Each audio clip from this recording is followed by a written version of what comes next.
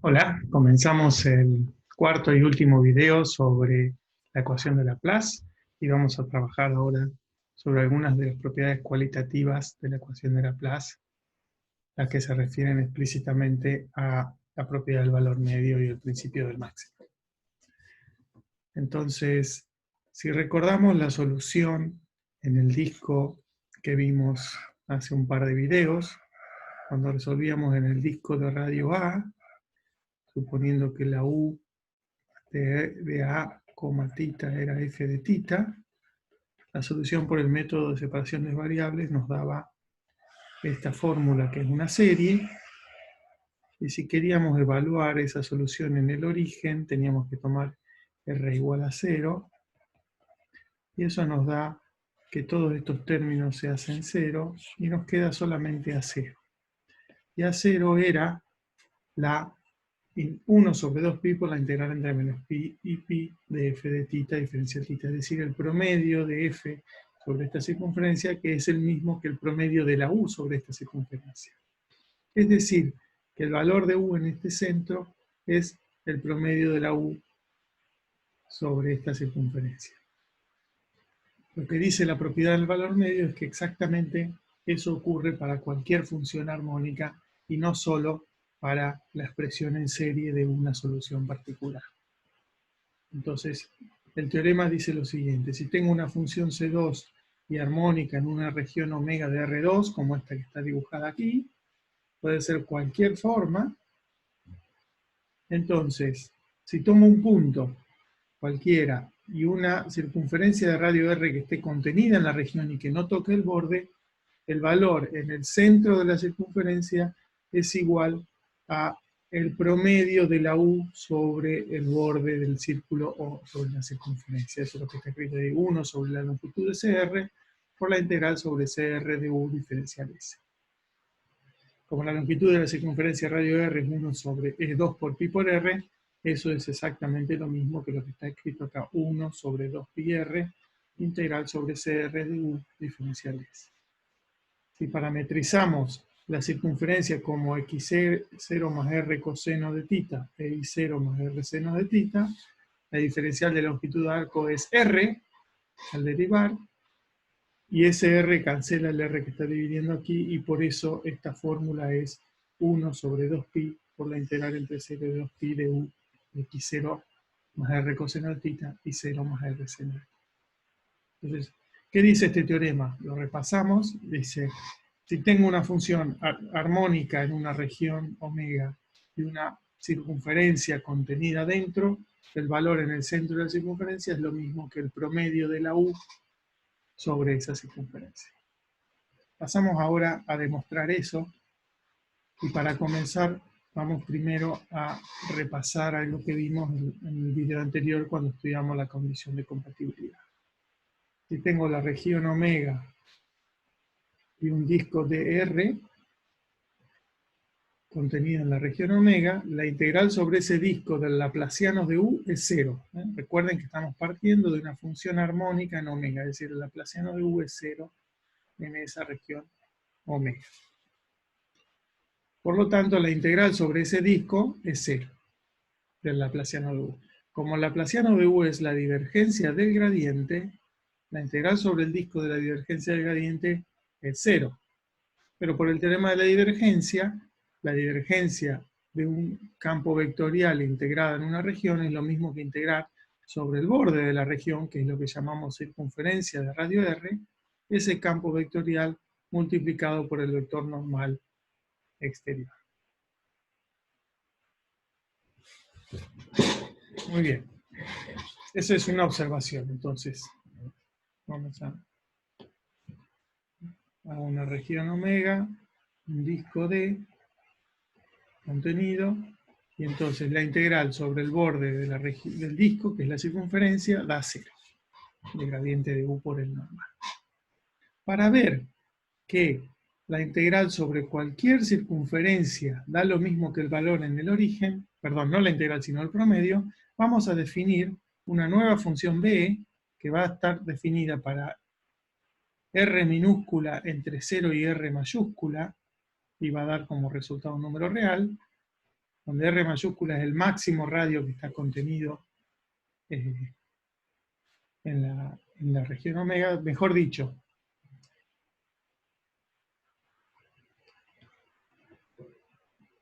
tengo una región omega, tengo un punto x0 y 0, y tomo cuál es el máximo radio, el disco más grande que entra sentado en x0 y 0 y que entra en omega.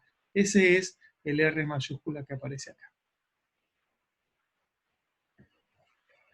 Entonces, defino para R menores que es R mayúscula y mayores que 0, podría ser R mayúscula un poquito más chico para que no toque, defino B de R como el promedio es 1 sobre 2πr, 1 sobre la longitud de CR por la integral sobre CR de U. CR es la circunferencia de radio R, diferenciales. Es decir, que si parametrizo es 1 sobre 2pi por la integral entre 0 y 2pi de U de x0 más R coseno de θ, y 0 más R seno de θ.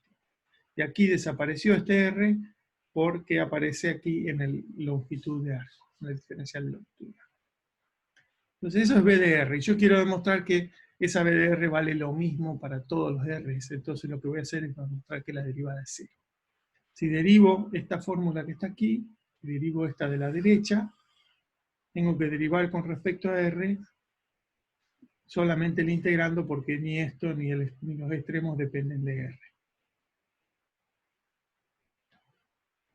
Cuando voy a derivar el R está dentro de los argumentos de la U, que si llamamos X y como siempre al primero y segundo.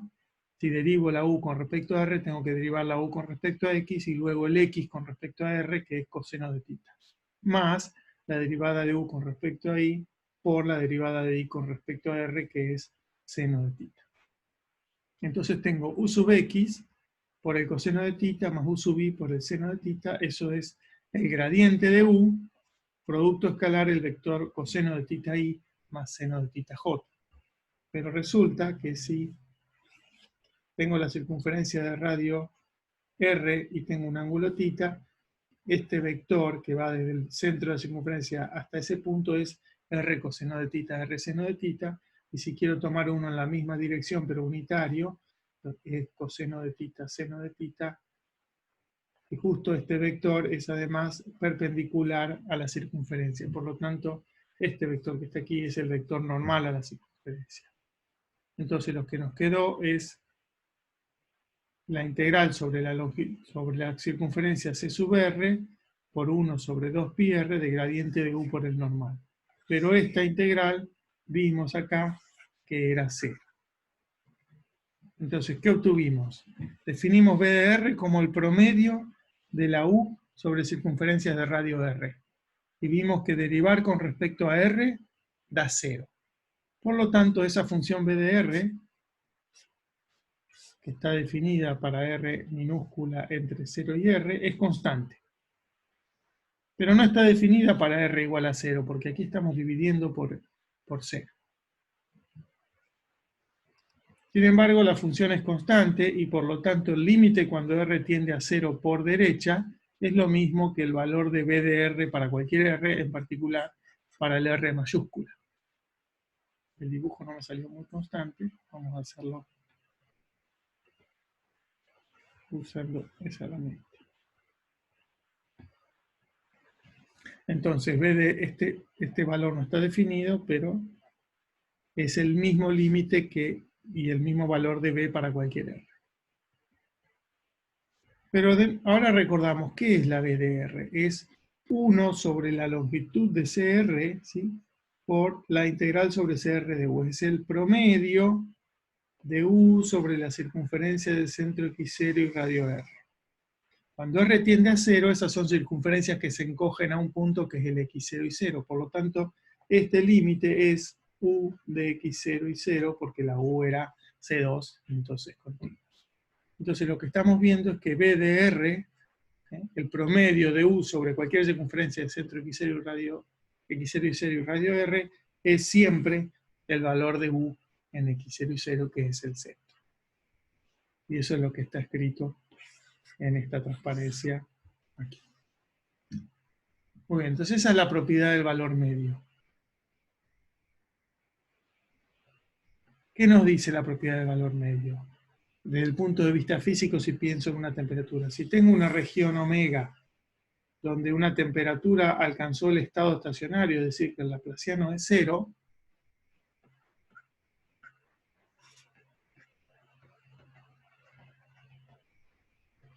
y tomo un punto cualquiera dentro de esa región y miro una circunferencia centrada en ese punto, la temperatura en ese punto es exactamente el promedio de las temperaturas en toda la circunferencia alrededor de ese punto.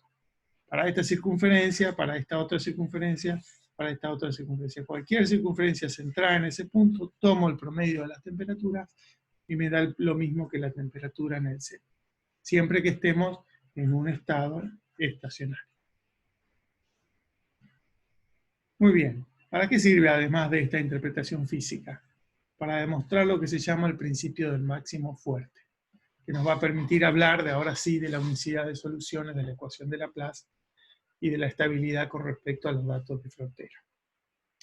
Entonces el principio del máximo fuerte dice lo siguiente: si tengo una función u que es C2 y armónica en un dominio omega conexo quiere decir que no son dos pedazos así, sino que es un solo pedazo. La región es una sola, puede ser una cosa así. A ver, vamos a dibujarla. La región podría ser una cosa que está como un poco estrangulada. Podría ser esa la región de interés. Y si tengo una función armónica en esta región, entonces ocurre lo siguiente: si alcanza su máximo valor en algún punto interior, es decir, que no está en el borde, entonces es constante. Eso es lo que dice este principio del máximo fuerte. Y vamos a demostrarlo por lo menos haciendo una heurística o una parte intuitiva. Supongamos que hay un punto aquí donde la función alcanza su máximo valor. Entonces llamemos m al máximo de u en la región omega, y supongamos que ese máximo se alcanza en un punto que llamamos x0 y 0, que es este que está acá. No escribo x0 y 0 para no hacer mucho lío. Entonces, si yo tomo una circunferencia centrada en ese punto,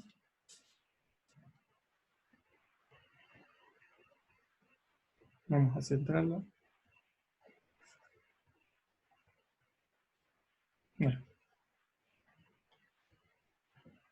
supongamos que vamos a hacer el punto de ahora. Si tengo una circunferencia centrada en ese punto recordemos que la u vale m, que es el máximo valor de la u en toda esta región. Entonces, yo hago una pregunta: ¿puede ser que en algún punto de esta circunferencia la u sea menor que m? La respuesta es no, porque si la u es menor que m en un punto por acá, para que el promedio sea m, porque ¿qué dice la propiedad del valor medio que vimos en la diapositiva anterior? Que el promedio de la u sobre esta circunferencia da lo mismo que el valor acá. Estamos suponiendo que este es un punto donde la u vale el máximo. Entonces, si el promedio vale m y hubiera un punto aquí donde vale menor que m, tiene que haber algún otro punto donde la u es mayor que m, pero m es el máximo, entonces no hay ningún punto donde vale mayor que m. Entonces, eso lo que nos dice es que sobre toda esta circunferencia la u vale m. O sea que no ocurre ni esto, sino que la u vale m en esta circunferencia. Y también en esta, y en esta, y en esta, y en todas las circunferencias centradas en ese punto. Por lo tanto, la u vale m en todo el disco centrado en ese punto. Ahora, este punto que está aquí, vamos a dibujarlo de otro color, es otro punto donde la u vale m, porque en todos vale m. O sea que también vale m en todo este disco. Y ahora tengo un nuevo punto donde la u vale m, que es este acá. Entonces, en todo este disco centrado en ese punto vale m. Y en todo este vale m. Y en este vale m, entonces en este también vale m. Y así puedo ir cubriendo toda la región. Esto no es una demostración rigurosa matemática, pero se entiende la idea de que si la función valía m en un punto, tiene que valer m en todo esto, y así puedo ir cubriendo, incluso puedo pasar por aquí con círculos pequeñitos, como vale m, y ahí tengo un círculo pequeñito, y aquí otro más, y aquí otro más grande, y así la u vale m en toda la región omega. Por eso era importante que sea conexo. Tengo que poder pasar de un punto hasta otro y de esa manera poder concluir que vale n en todo. La demostración rigurosa se hace usando que si es conexo es el único conjunto abierto y cerrado a la vez, que no es vacío, es el conjunto total. Y hay un comentario en el apunte y también un ejercicio para los alumnos con formación un poco más matemática para que intenten hacer esta demostración de manera más rigurosa. Muy bien, entonces tenemos el principio del máximo fuerte. Ya lo hemos demostrado, considerémoslo demostrado con esta idea intuitiva. Lo que dice es que si tengo una función armónica en un dominio conexo omega y alcanza su máximo en un punto interior, entonces es constante. El principio del máximo débil implica, el principio del máximo fuerte, es este que acabamos de mostrar, implica lo que se conoce como el principio del máximo débil. El principio del máximo débil dice que si tengo una región ahora acotada de R2, ahora después mostramos un ejemplo, y U es una función C2 de omega, de nuevo, puede ser así la forma, y armónica, y continua, bueno, o sea que vale, tenemos valores hasta el borde, entonces el máximo valor de U en toda la región de omega, omega y su borde, es lo mismo que el máximo de U sobre el borde. Es decir, el máximo de U, si tomo la máxima temperatura en el borde, que es solo una línea en este caso, es lo mismo que buscar la máxima temperatura en toda esta región. No hay ningún punto, si por ahí hay un punto donde se da el máximo, va a ser el mismo que el máximo en el borde. ¿Cómo se demuestra este principio del máximo? Como consecuencia del principio del máximo fuerte. O sea, el máximo puede alcanzarse o en un punto interior o en el borde. Si el máximo se alcanza en un punto del borde, ya está, es lo que queríamos demostrar. Si el máximo se alcanza en un punto interior, por el principio del máximo fuerte, la función es constante en toda la región y por lo tanto vale el valor máximo en todos lados y también en el borde, o sea que también estamos demostrando lo que queríamos, que el máximo se alcanza en el borde. No dice únicamente en el borde, sino que se alcanza en el borde. O sea que o se alcanza en el borde y adentro la temperatura es menor, o en todos lados vale lo mismo, por lo tanto el máximo es lo mismo que el máximo en el borde. Un ejemplo de función de región no acotada donde vale esto sería tomar, por ejemplo, el menos infinito infinito por el 0, 1. Es decir, todo este rectángulo infinito de la variable x, y, ¿sí? Es el conjunto de los x, y, tales que el i está entre 0 y 1. En ese conjunto yo puedo tomar la función e a la x por seno, perdón, e a la, a ver, tengo que modificarla, es e a la pi cuadrado x por seno de pi por i. Esa función vale 0 en este borde, en esta línea, 0 en esta línea. Sin embargo, se va a ir a infinito a medida que el x crezca por el centro de este canal, digamos. Este es un ejemplo de que la hipótesis de que la región tiene que ser acotada es importante para poder hablar del principio del máximo débil.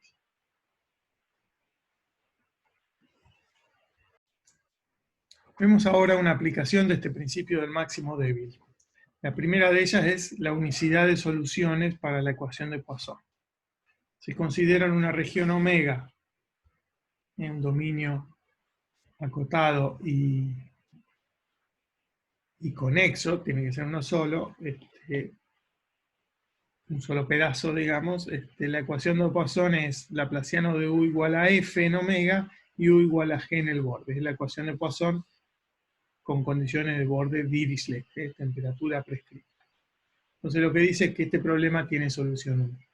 Y la demostración es bastante sencilla ahora que conocemos el principio del máximo. Si tuviera dos soluciones, u1 y u2, considero la función b, que es u1 menos u2.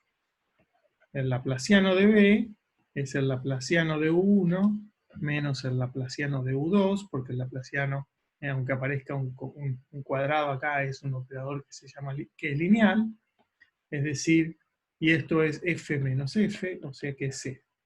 Laplaciano de b es 0 en omega, y además la b es 0 en el borde de omega, porque es u1 menos u2 y las dos valen la misma g. Entonces tengo laplaciano de b vale 0 en esta región y vale 0 en el borde. Por lo tanto, el máximo de b en toda la región omega, incluyendo su borde, es lo mismo que el máximo de b en el borde, y eso es 0. Así que de aquí saco que la b es menor o igual que 0. Pero ahora, como el laplaciano de b es 0, pienso en la función menos b, que también tiene laplaciano 0 porque es lineal, y también vale 0 en el borde. O sea que aquí donde lo hice con b, lo puedo hacer con menos b, y vale 0, y eso me dice que la b es mayor o igual que 0, y por lo tanto, la b es 0 en toda la región omega. Pero si la b es 0, quiere decir que la función u1 es lo mismo que la función u2, y eso es la unicidad de soluciones.